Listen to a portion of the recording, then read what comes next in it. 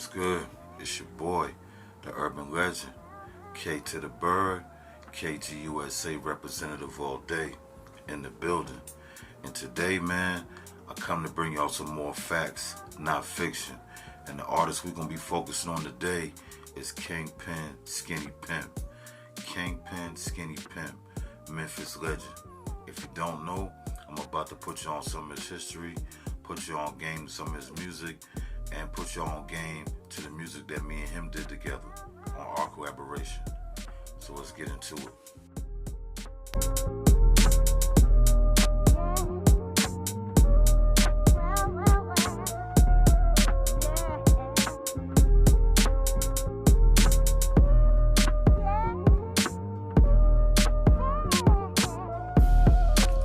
Kingpin, Skinny Pimp.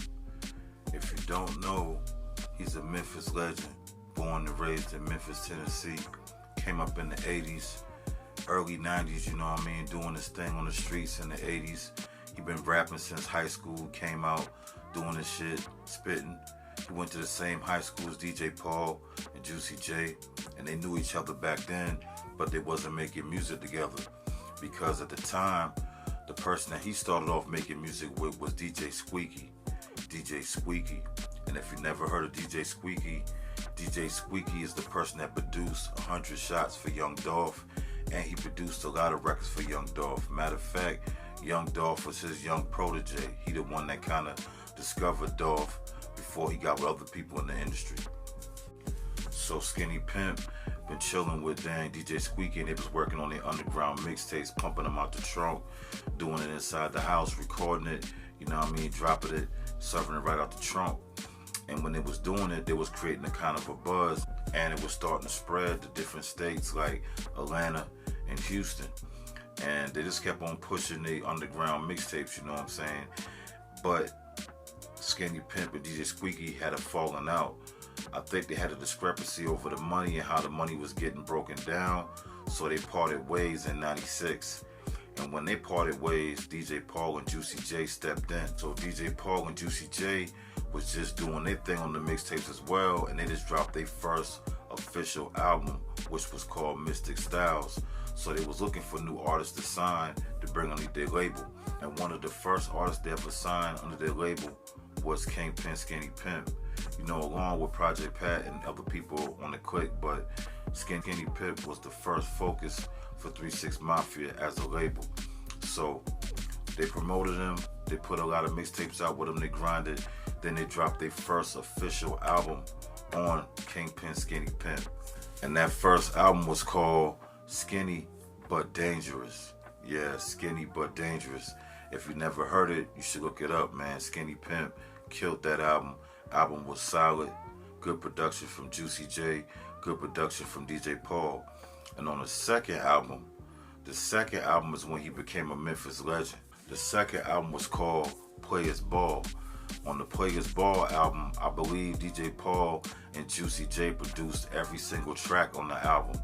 And that album did real good numbers independently.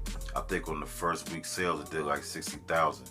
60,000 out the trunk independent, and it was getting about $10 or $12 per CD back then. So that shit was ghetto gold. And the song off the album that was most recognized and most known, and it started getting radio play in the A in Houston and in Memphis, was Looking for That Chewing. Yeah, Looking for That Chewing. And if y'all don't understand what Looking for That Chewing mean, Looking for That Chewing is pretty much saying, yo, I'm just trying to get some head. You know what I mean? In Memphis, that's the slang, you know what I mean? The Memphis slang was like, instead of saying, yo, let me come here, let me get some head, or how girls say now, let me get that mouth, or let me see what that mouth do. They used to say, yo, what's up with that chewing? Looking for that chewing.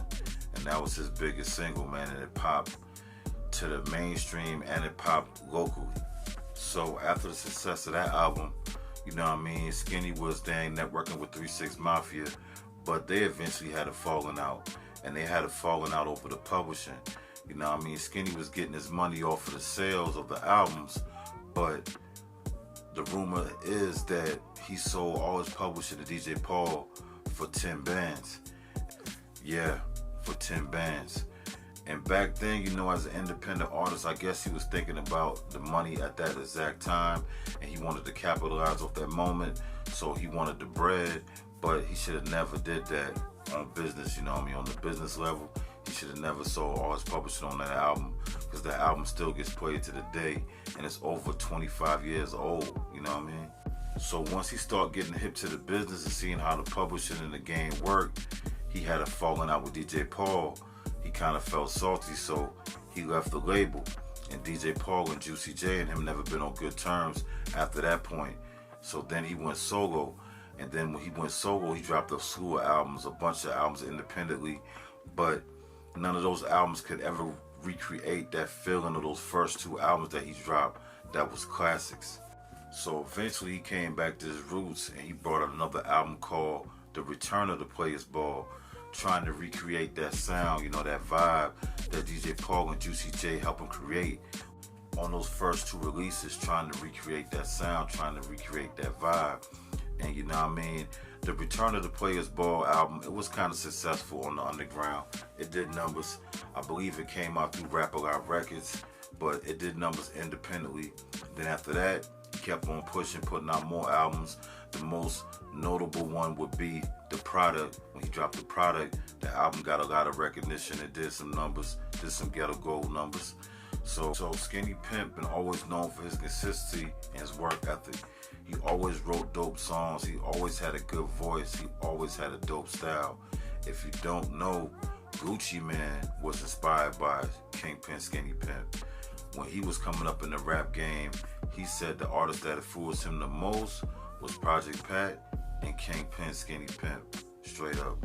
So he influenced a lot of artists in the game with his grind. I would say he influenced Dolph as well. Rest in peace to Young Dolph, we lost a great one with Young Dolph. Then, in 2005, a movie was inspired by Kingpin, Skinny Pimp. I know all y'all out there familiar with this movie because it got an Oscar and it's very famous. The movie was called Hustle and Flow, starring Terrence Howard. And Terrence Howard was playing somebody else from Memphis. I'm gonna shout him out because I know everybody in Memphis know who it is. Tommy Lee Wright III is the person that was the character that was inspired for Terrence Howard to play. Tommy Lee Wright III was that character. He had the same kind of hairdo. He was a pimp, and he was a struggling pimp getting to his money, but his rap was crazy hard. And Ludacris' character on that movie was called Skinny, which is short for Skinny Pimp. Because they was pretty much trying to show you that Kingpin, Skinny Pimp was already the man in Memphis, was already, just like how the movie presented him, already a known factor, pretty much ghetto platinum, ghetto gold in Memphis all day. So that movie Hustle and Flow was inspired by his story. And that was a real good look for him. Real good look for him as an artist, That gave him more notoriety. It made more attention that didn't ever know about his music before.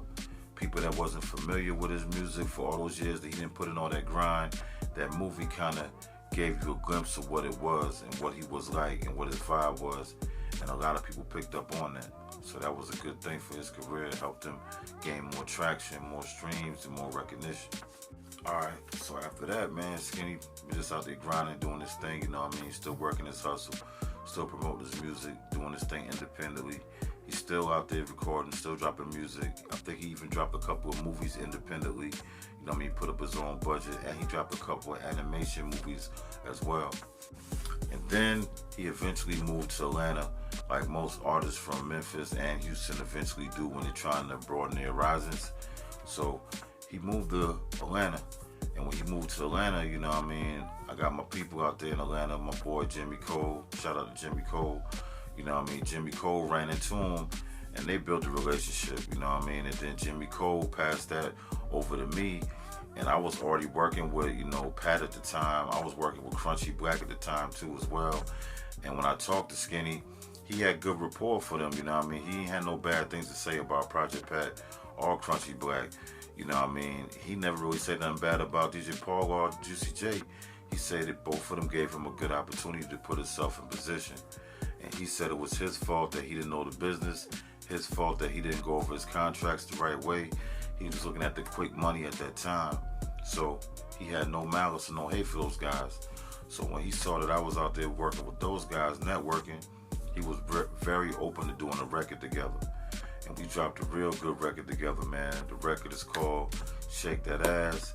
It's a strip club type record, nice vibe, good flow, good style. And Skinny came in and dropped me a good hook on that song, man, a real good hook. It's got that bounce, it's got that vibe. And if you ain't heard it yet, you sleeping and you late to the party, so you need to go ahead and go check that out right now as soon as this video over. You need to go check that out right now as soon as you finish watching this, because it's worth hearing. Because Skinny Pimp, he one of those artists that he don't get old, man. Just like Project Pat, they artists that just don't get old. They age with the times, and they always come with good styles, good charisma, good energy with their lyrics and with their flow. So it was an honor for me to get him on the record, man. I was honored to have him on the record. I put that record out on the LL Cool Bird Volume 2. Came out, did good streaming numbers, and I was very gracious that he blessed my album, you know what I mean? Much love for Skinny. And my personal opinion, just from my interactions with him and the way he was professional on the record, did everything quick, you know what I mean? No hassle, no bullshit. I would say, you know what I mean, he's about his business nowadays, man. He's a real good dude, certified Memphis legend, and I got a lot of respect for the dude, you know what I mean? He's still out there doing his thing right now. In Memphis, he be having certain nights at the clubs that he do open mics to let independent artists perform. You know what I mean? He bring out a pretty good draw because a lot of people in the city respect him. I think even at one night, one of his shows last year or the year before, even Juicy J came out there to his open mic night in Memphis. So, you know, I'm glad to see those boys come together and they ain't had no problems after the bad business that happened back in the day. They mend that shit and kept it going, and that's the way you're supposed to do it. So, major salute to them boys, major salute to Memphis, and major salute to the Kingpin Skinny. Real legend. And that's all for today, man. Facts, not fiction. I'll get with y'all on the next one.